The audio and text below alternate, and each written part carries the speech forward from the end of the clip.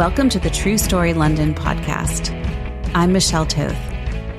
In this podcast, we listen to a true personal story told live at one of our shows in London, followed by a conversation with the storyteller about their background, process, story themes, and more.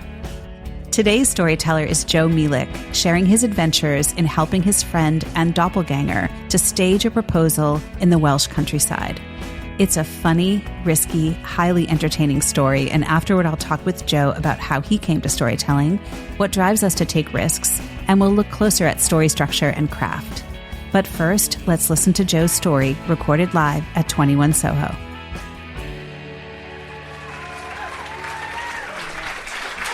Perfect.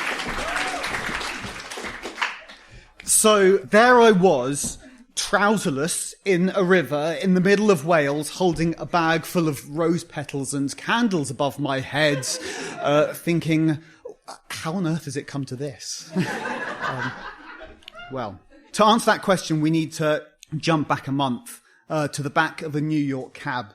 I was there visiting my best friend, who also happens to be called Joe. We met at university, where we went to the same college and studied the same course and had loads of other stuff in common. We quickly became very good friends.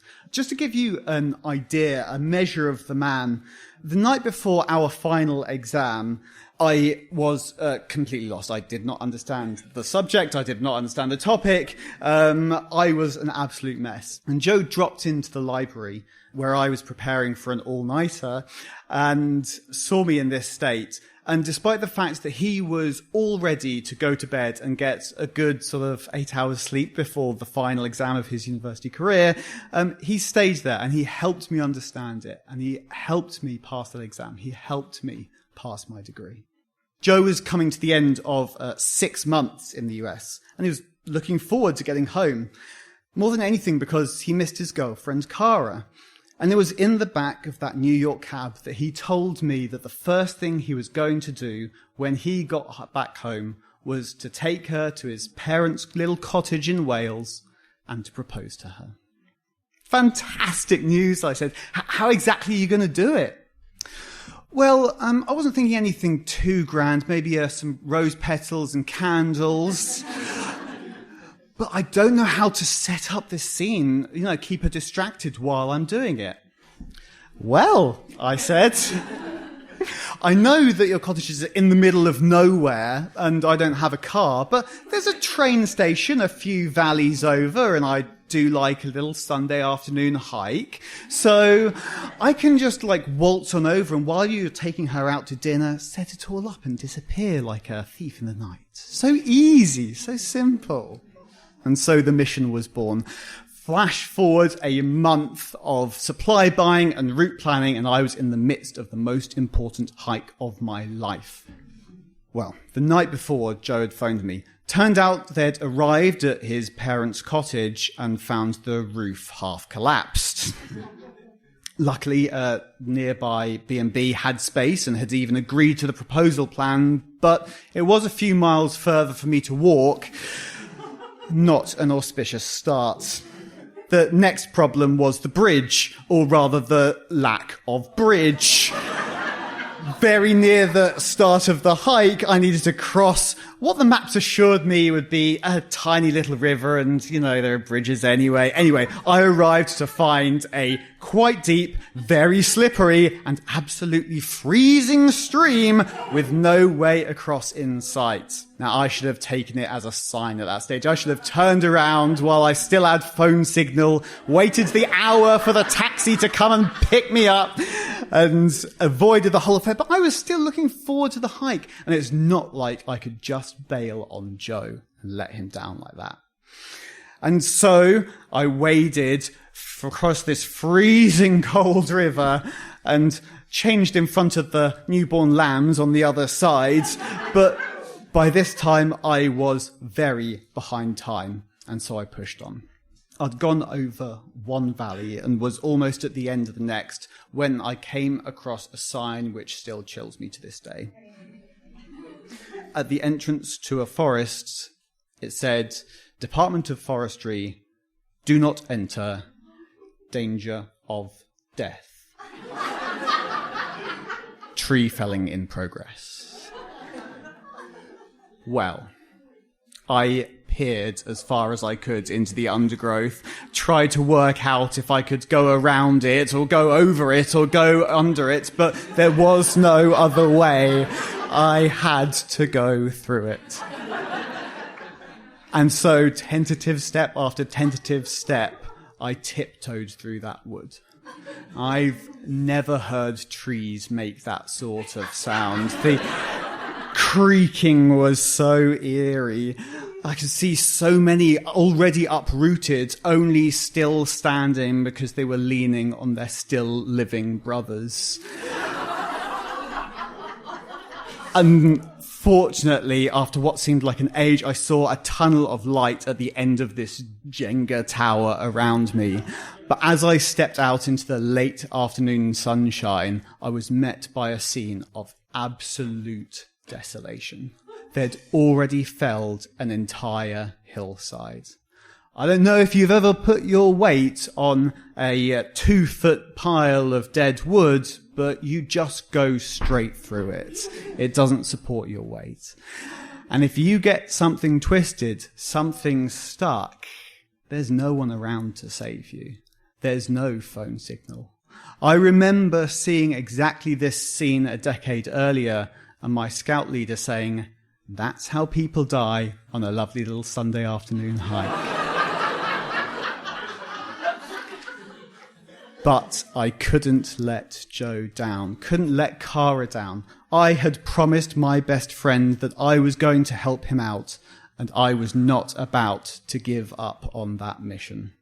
I contemplated going back. I'm not going to lie, but behind was just as scary as in front, and I could not make it back to the road in time to call a taxi, and so, tentative step after tentative step, I made my way through that shattered valley.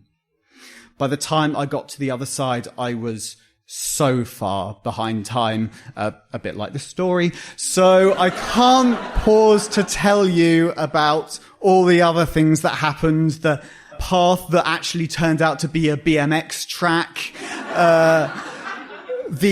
all the paths which were deliberately obfuscated by Welsh farmers, public footpaths, or the fact that, running late, I almost sprinted off the side of a hillside and into a 300-foot deep quarry.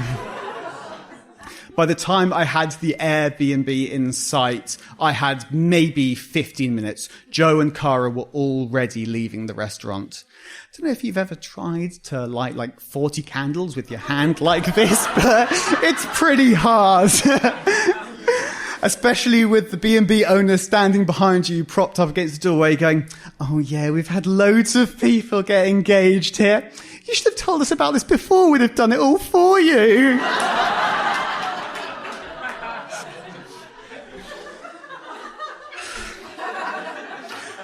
But when I stepped back and surveyed the scene, I was very proud. I would have said yes.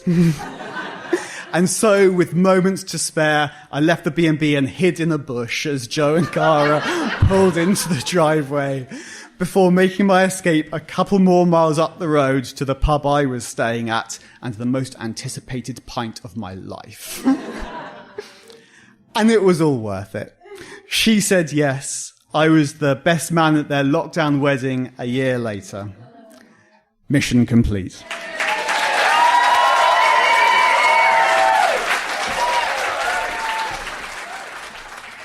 Joe, welcome to the podcast. Thank you for having me. How does it sound hearing your story back after quite a few months? Honestly, I forgot how funny it is. Like It's so funny. To me, like, obviously when I tell the story, you want to heighten up that humor. But whenever I think of the story, I still think of all of the hardship and stuff that actually went into it. And so, yeah, hearing that back, it's like, wow, yeah, actually take a step back and it's pretty amusing. It's pretty amusing, but like living through it, you must have been so scared. I mean, these moments were actually fairly life-threatening. Yeah, certainly the bit where I was going through the forest and then coming out of the forest and, you know, sort of like into this already felled hillside.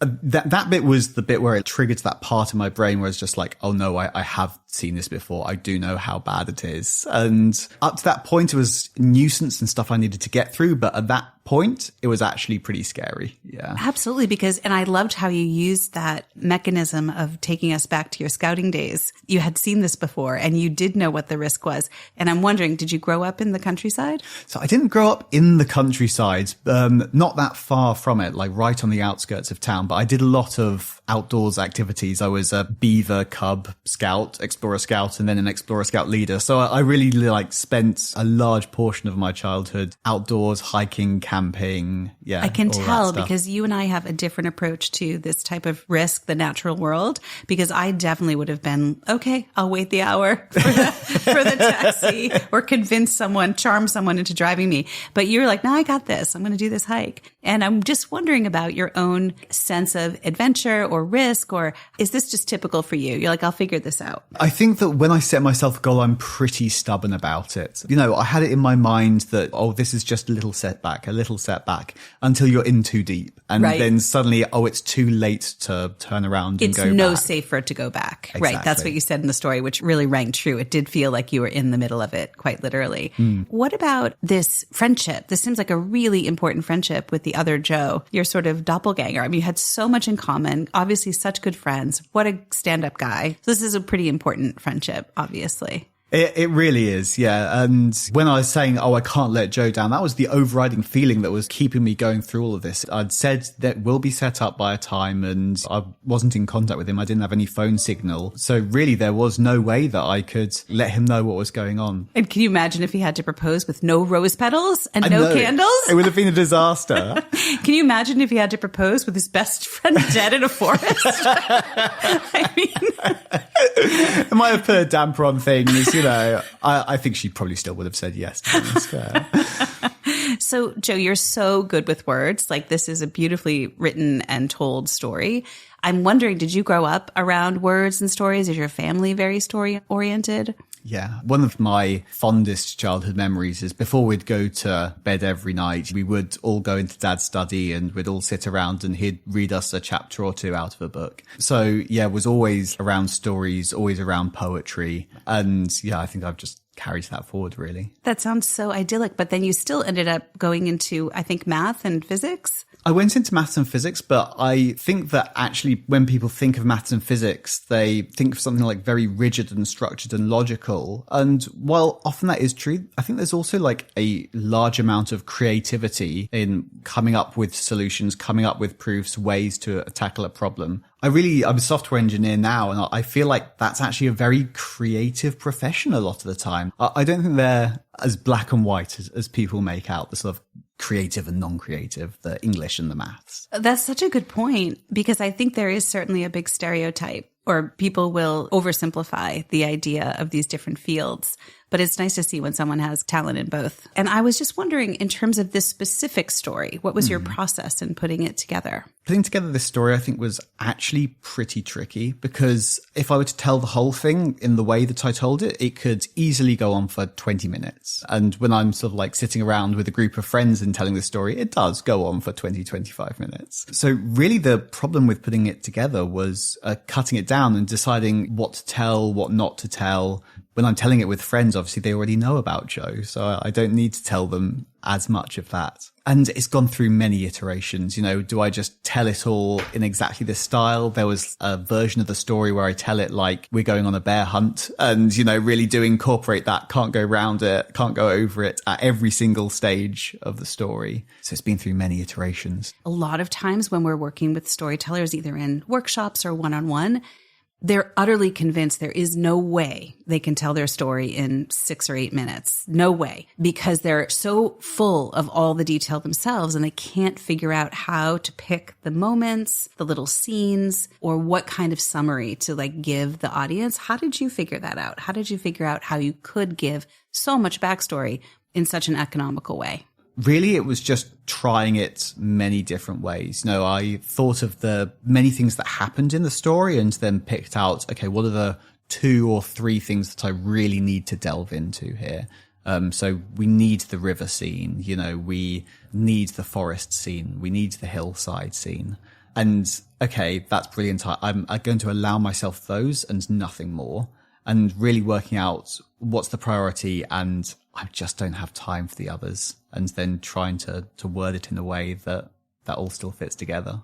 I think the choice to give us the quick summary of the BMX trail, the Welsh farmers obfuscating the public pathways, and then nearly going over the cliff into the quarry, I think you chose really well, because those half-sentence summaries are really vivid, and doing them 1, 2, 3 really gives us a sense that this was quite the trial. Well, thank you. Yeah, it was one thing that struck me when I initially tried to write it in 6 minutes is if I did try to include, a few sentences about everything, it was very this and then this and then this and then this. And it felt more like a list, more like I was sort of bullet points. This is what happens to me, rather than this is what I felt while it was happening to me. Because if I included everything, you don't have the time for the things which make a story actually interesting. That's such an excellent point. Could you please come to our next workshop and help everyone else understand that? I'm still understanding it myself a bit. I know. But you make an excellent point, which is it's the mix of having scenes or events that a person can re-experience with you, as compared to the bullet point. You gave us a few bullet points, but it was that mix. Yes. That sort of having both, I think, is what makes it work so well. Particularly with the quarry one, that's another thing where I could have gone into huge amounts of detail, and one where I really wanted to. Tell me about the quarry. I must hear about this.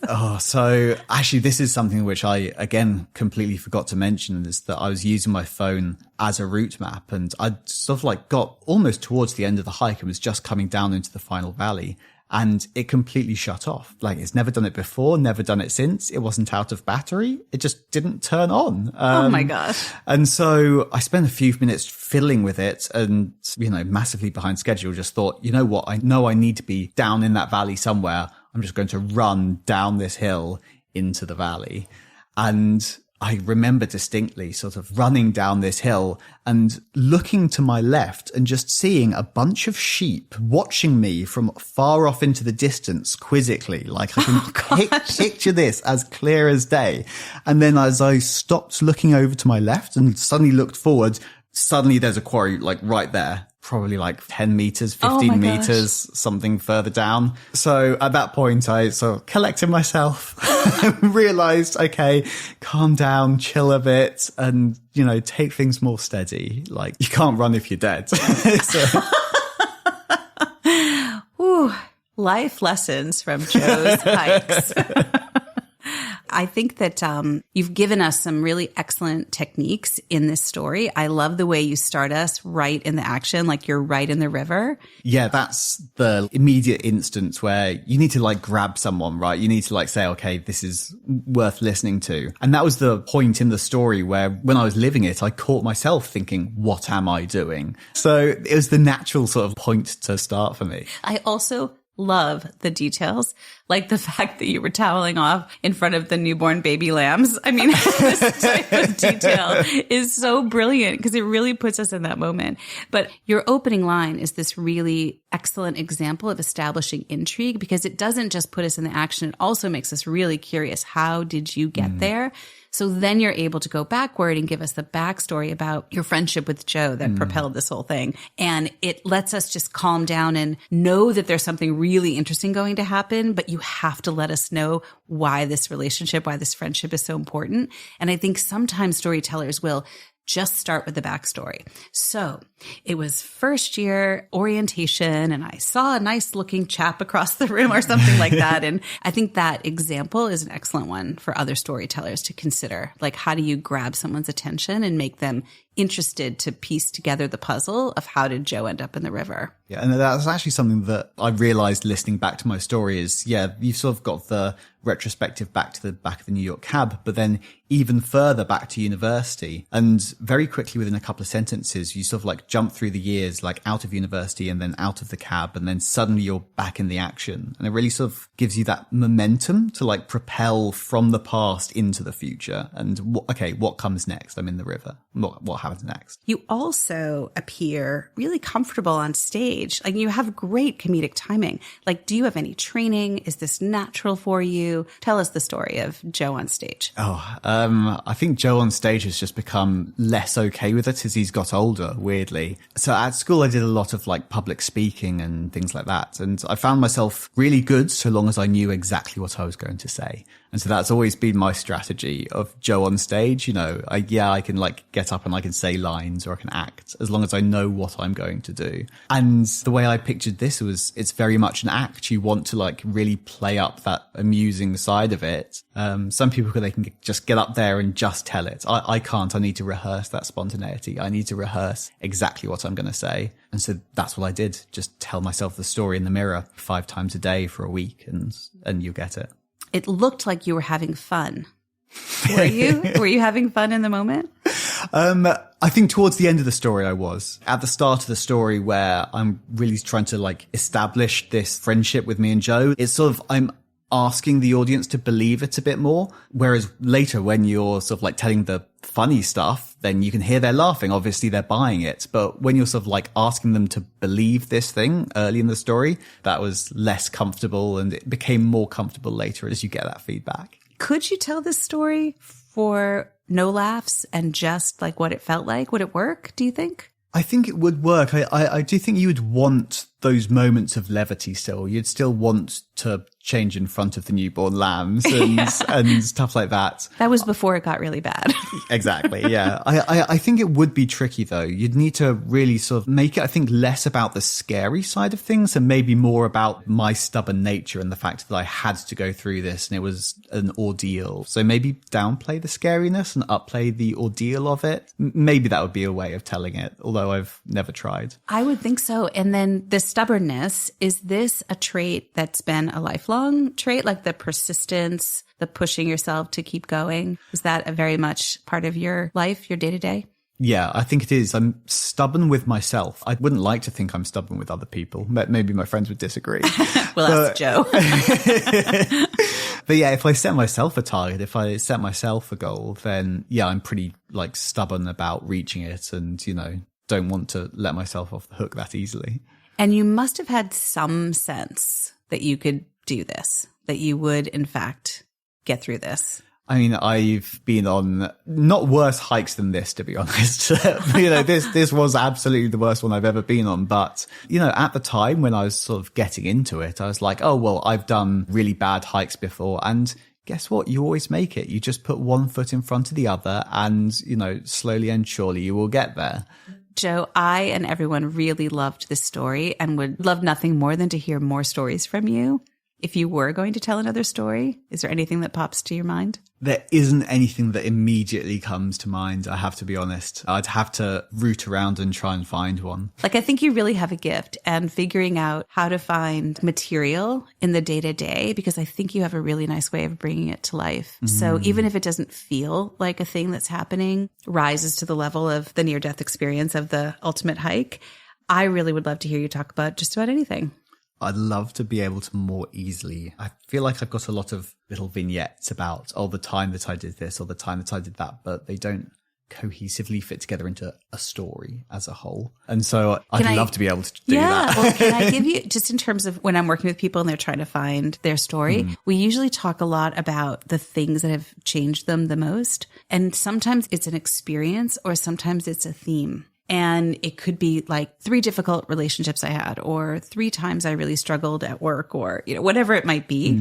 But things that sort of drove change, maybe things that were very frustrating, things that were just for whatever reason challenging or difficult, but that resulted in change. Because I think if you figured out anything that's allowed your life and your style and your way of being in the world to evolve, and figure out what along that process has been challenging, I bet you would find gold there that you could bring alive in a story. That's an interesting. Yeah, I'm going to go away and think about it now. Well, thank you so much for sharing your story and for coming and chatting. It's been really nice to catch up. My absolute pleasure. Thank you so much for having me. Thanks for listening. For more information about today's storyteller and conversation, check out the show notes. The True Story London podcast is hosted by me, Michelle Toth. Our producer is Ellis Ballard. Our theme music is by Sea Noise. Live recordings were provided by Laughing Around and recorded at 21 Soho. More information about our live shows and workshops can be found at truestorylondon.com. And just one more thing. If you haven't already, please subscribe or follow and rate us on your favorite podcast platform. It really does help us to reach more people. Thanks, and we'll see you for another episode soon.